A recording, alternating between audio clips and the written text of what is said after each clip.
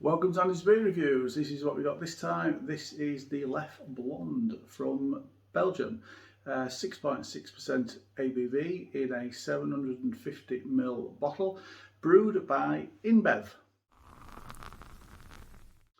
Hi, so this is the Leffe Blonde Belgian beer, actually brewed by, although it's part of the InBev group, it's actually brewed by the same brewery that brews the Stella Artois beers in Belgium. As you can see, it's got the Abbey sign on there. So it's classed as what we call in Belgium an Abbey beer. To be perfectly honest with you, Abbey beers don't mean a great deal anymore. It used to be that these were brewed in abbeys, and that's where they came from.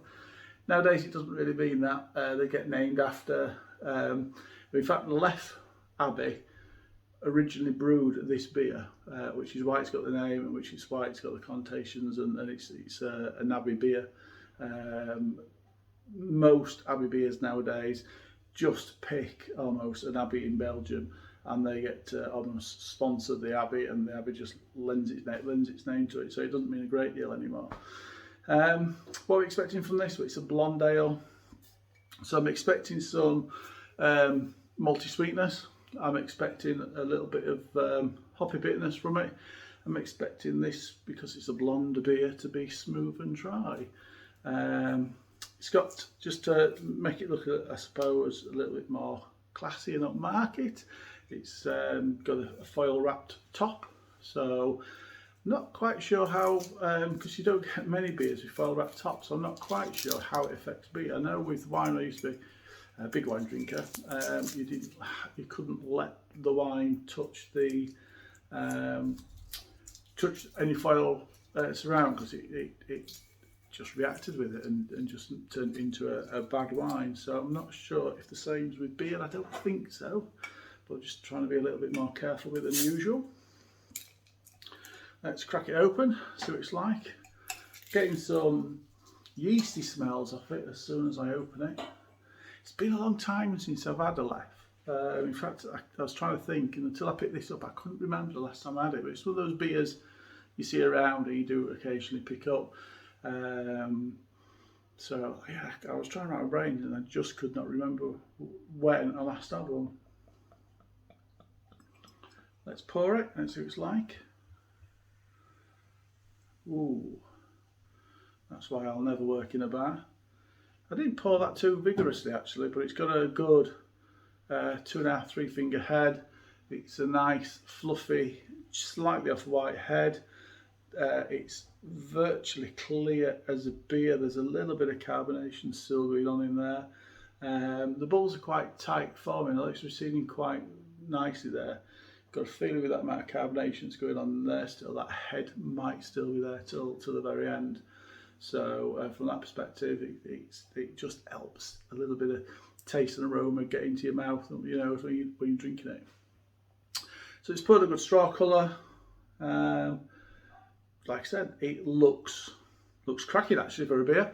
Let's get the nose in. Let's see what the aroma's like. It's almost like I don't think it's got any wheat in there, but it is almost like a wheat beer in that it's got those banana essence going on, some cloves, a little bit florally, get a little bit of biscuit and honey as well. So there's a lot going in there, but ultimately it is like that banana, that clove. So if you had a wheat beer before, it's those similar sort of aromas I'm getting from that, from those beers, is actually in this one, which is interesting. Didn't expect that. Very pleasant though. Let's have a drink. Cheers, everybody.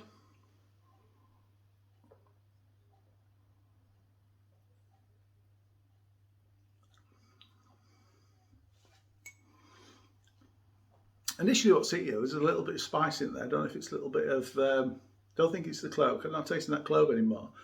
Don't know if it's a little bit of almost like black pepper in there. But yeah, it does, that spiciness hits your mouth first. It's incredibly pleasant, I have to say. But then a number of flavours come bursting through. There's some sweet honey, so the honey sweetness in there. A little bit of bread or malty, biscuity taste.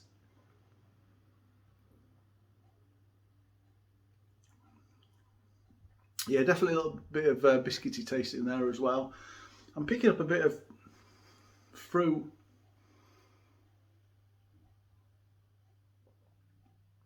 It's very subtle, but it's almost like a pear. It's that kind of fruit flavour, fruit taste to it. But still, that's nice. So it's sweet, honey, bready, biscuity, pear, a little bit of clove in the back there.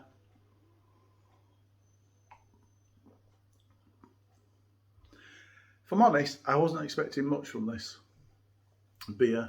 Actually, that's quite nice. That it's very smooth in the mouth. There's very, very mild carbonation going on in there.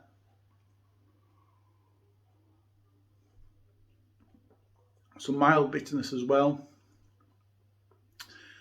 And I think that bitterness is going to be lasting as well. It's settling in the mouth like it's going to last quite a while, which is quite nice.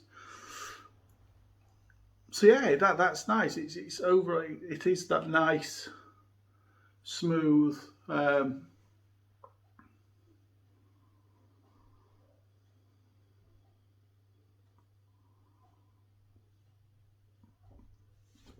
Yeah, it's got a lot of nice, good things going on for it. Actually, better than I thought. Like I said, so sweet, smooth, some nice dryness, a little bit of bitterness, which is going to last. I can tell. It's actually very nice. If I do a test, would I buy it again? You know what, I would.